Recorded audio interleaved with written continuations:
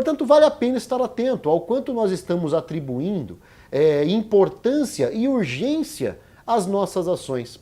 O presidente Eisenhower dos Estados Unidos, que foi ali presidente na década de 50, entre 50 e 60 aproximadamente, ele era uma pessoa vista como uma pessoa de muita capacidade de gestão do tempo. Foco também é saber gerir bem o tempo, porque esse resultado do empenho de esforço investido ao longo do tempo é o que acaba gerando foco, gerando resultado na vida da gente.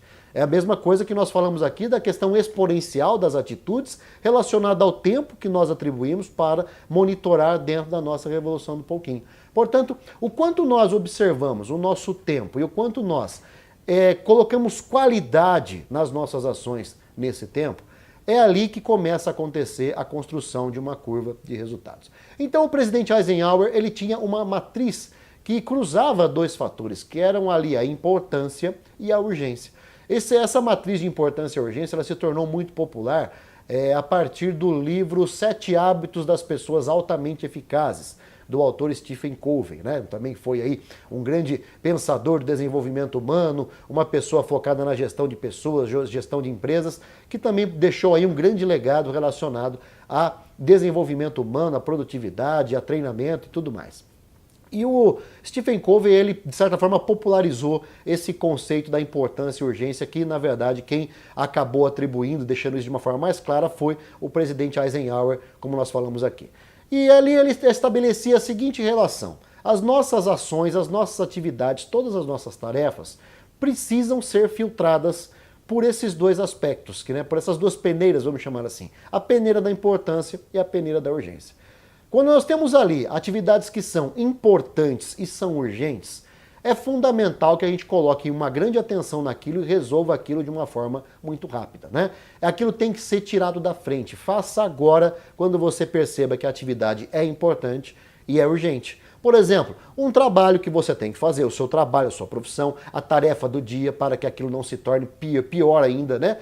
As reuniões decisivas que nós temos que participar, um exame de saúde que você precise realizar, isso é algo que é importante e algo que é urgente. Porque, de repente, você lidar de forma relapsa com o tempo ou com a atenção a esse exame, pode acabar causando um problema grave no tratamento que venha a ter que ser empreendido depois disso. Portanto, importante e urgente é aquilo que a gente tem que colocar atenção total para resolver logo, para tirar da frente, para minimizar. Porque é algo que pode impactar a nossa vida de uma forma a torná-la uma vida um tanto quanto caótica. Temos no segundo grupo as atividades que são importantes e não urgentes. Essas atividades são aquelas onde nós temos ali um pouco mais de tempo para lidar com a criatividade, com o planejamento.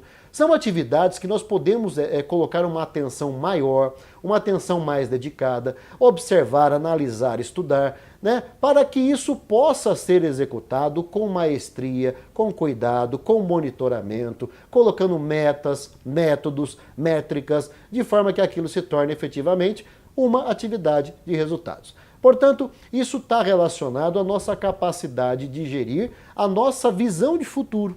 Quando nós falamos de visão de futuro, nós estamos falando diretamente de revolução do pouquinho. Estamos falando do ponto onde nós queremos chegar. E principalmente do que nós faremos para chegar lá.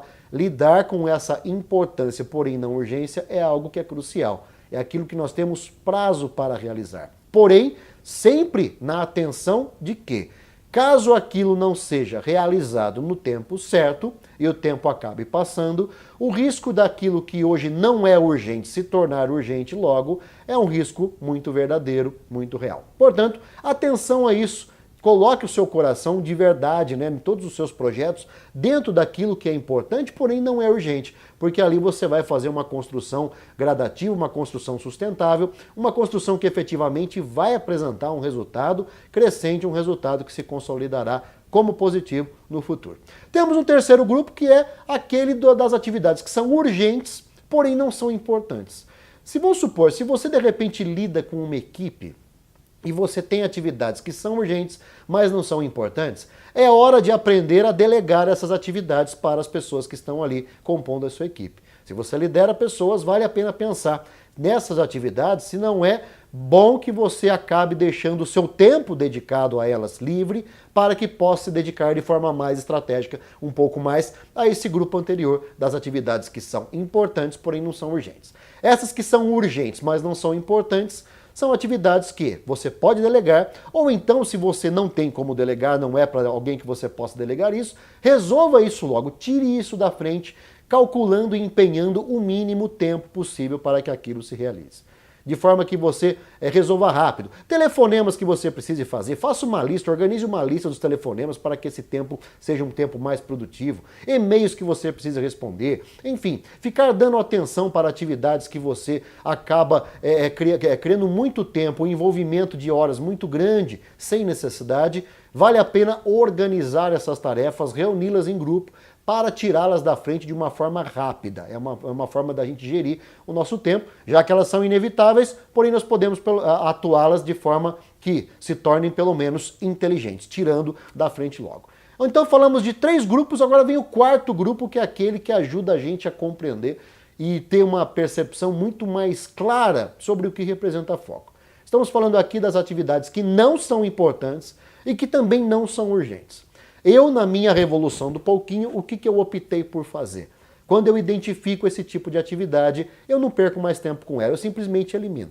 Isso implica, sim, em eliminar determinados tipos de atividades, de tarefas que você realizava ali. Tarefas de entretenimento que muitas vezes, apesar de ser muito interessante, bacana o entretenimento, eu adoro, por exemplo, assistir televisão, mas quando eu percebo que eu tenho um objetivo maior e o tempo dedicado para assistir televisão está matando o tempo que poderia ser dedicado, gradativamente, automaticamente essa tarefa acabou caindo no grupo das atividades que não são importantes e não são urgentes. Quando você menos percebe, você começa a eliminar uma série de fatores de dispersão de tempo, principalmente questões comportamentais, e eu vou explicar já já para você isso, que acabam fazendo com que você, sem perceber, elimine, mate as horas mais produtivas, as horas mais ricas do seu dia. Então, vale a pena estar atento com isso. Por exemplo, atividades aí, entra na questão comportamental. Fofoca, aquela conversa que sai do nada e chega em lugar nenhum, pessoas que ficam simplesmente girando em falso dentro da questão ali relacionada à fofoca, aquela maledicência, ficar falando de outro, falando da pessoa que não está ali, alimentando esse tipo de discussão que é completamente improdutiva, além do que uma discussão também que não é nem um pouco ética. Porque nós falamos de fofoca quando estamos abordando o comportamento de alguém, as atitudes de alguém com a pessoa ausente daquela conversa. Então, vale a pena compreender se você perde muito tempo nesse tipo de situação, se você, sem perceber, ou se acaba sendo envolvido sem querer nesse tipo de situação, aprenda a dizer não, aprenda a sair desse tipo de ambiente. Porque ali você vai colocar horas, minutos que são valiosíssimos dentro do seu processo de revolução do pouquinho.